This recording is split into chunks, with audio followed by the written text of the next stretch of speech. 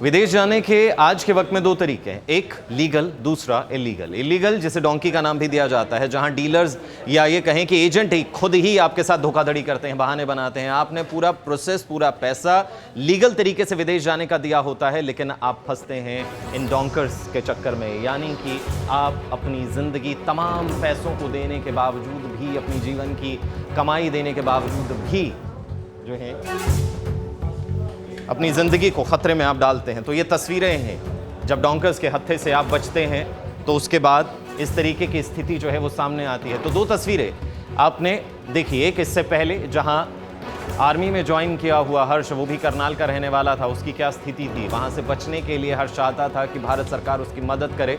और वहीं करनाल के ये कुछ नौजवान जो डोंकर्स के चक्कर में फंसने के बाद, बड़ी मशक्क़त के बाद अपने घर, अपने परिवार के पास वापस पहुंचे। इस परिवार ने ना सिर्फ अपनी ज़मीन बेची, अपना घर गिरवी रखा ताकि इन बच्चों को छुड़वाया जा सके, अपने जिगर के टुकड़ों को, अपने परिवार, अपने घर वापस लाया जा सके। लेकिन उसी घर को गिरवी रखकर अपने इन बच्चों को ये माता पिता वापस ला पाए हैं।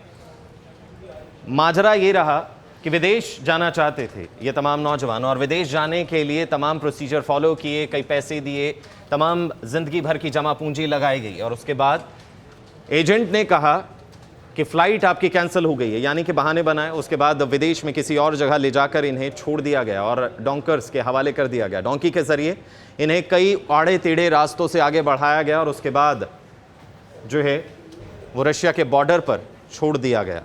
हालत ये रही कि गर्दन पर चाकू रख के परिवार को फ़ोन करवाया गया, लाखों रुपए ऐंठे गए और परिवार भी उनकी हालत को देखकर वो पैसे देने के लिए मजबूर हुआ।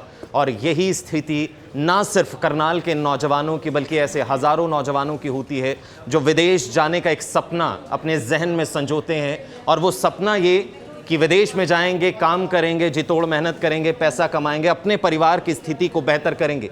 लेकिन तस्वीर कुछ ऐसी भी होती है जहां हत्थे चढ़ते हैं डोंकर्स के। तो ज़रा बयान भी सुनिए परिवार के कि आखिर परिवार ने क्या कुछ कहा है इस मुद्दे पर। 24 सितंबर को यहाँ से दिल्ली से गया था बैंकॉक थाईलैंड के लिए। इन्होंने मुझे जर्मन के लिए बोल के और थाईलैंड मुझे भेज दिया गया।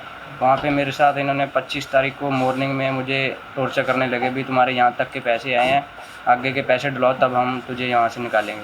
मैंने चरणजीत और अली को बोला भी हमें पैसे यहाँ पे मांग रहे हैं, ये हमें टॉर्चर कर रहे हैं। तो उन्होंने फ़ोन ने एक बार उठाकर बाद में ब्लॉक कर दिया मुझे, मेरी उनसे कोई बात नहीं हुई। फिर मुझे उन्होंने डोंकरों के हवाले कर दिया। वो मुझे मॉस्को ले गए बाय फ्लाइट, मॉस्को ले गए। मॉस्को जब मैं वहाँ पे पहुँचा तो मुझे अपने कमरे में ले गए, वहाँ पे मुझे टॉर्चर किया गया। हमारे साथ धोखा किया जी उन्होंने। वहाँ जी यहाँ से थाईलैंड भेजा, थाईलैंड से उन्होंने रसिया भेजा, रसिया से मॉस्को ले गए जी। वहाँ जाके उन्होंने हमें किडनैप कर लिया जी, पासपोर्ट खोज लिया जी, हमारे साथ टॉर्चर करते रही जी हमारे साथ। वो हमें जर्मन के लिए वर्क परमिट दिलवाने की बात हुई थी, 2.5 लाख रुपये में बात हुई थी उनकी। तो यहाँ से फिर इसका वीज़ा दिलवा दिया उन्होंने रसिया का, और मॉस्को की टिकट बुक करवा दी। और वो रात को आके जब मॉस्को ना जाने की बजाय सीधा थाईलैंड लेके गए। इनकी गेम का हिस्सा होता है ये। थाईलैंड जाने के बाद 24 तारीख को मुकेश थाईलैंड पहुंचा, 25 तारीख को मॉर्निंग में उनके डोंकरों के फ़ोन आने शुरू हो गए, बच्चे को मार देंगे, ये कर देंगे, पैसे दे दो, तुम्हारे जो जिनसे एजेंटों से बात की है एजेंट कोई पैसा नहीं दे रहा। तो फिर मैं बलजीत कौर का बार बार मेरे लड़के के पास फ़ोन आना शुरू हुआ, तो मैं बलजीत कौर के बताए हुए पते पे गया, वहाँ पे 3.5 लाख रुपए दे के आया। तो वहाँ से जाने के बाद फिर वो रसिया लेके गए। रसिया उन्होंने उस माफिया के हवाले मुकेश को कर दिया।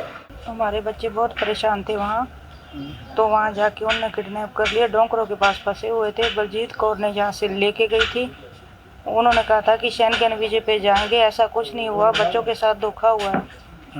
तो बच्चों को मारपीट करते थे, तो हमारे से पैसे मंगाते थे।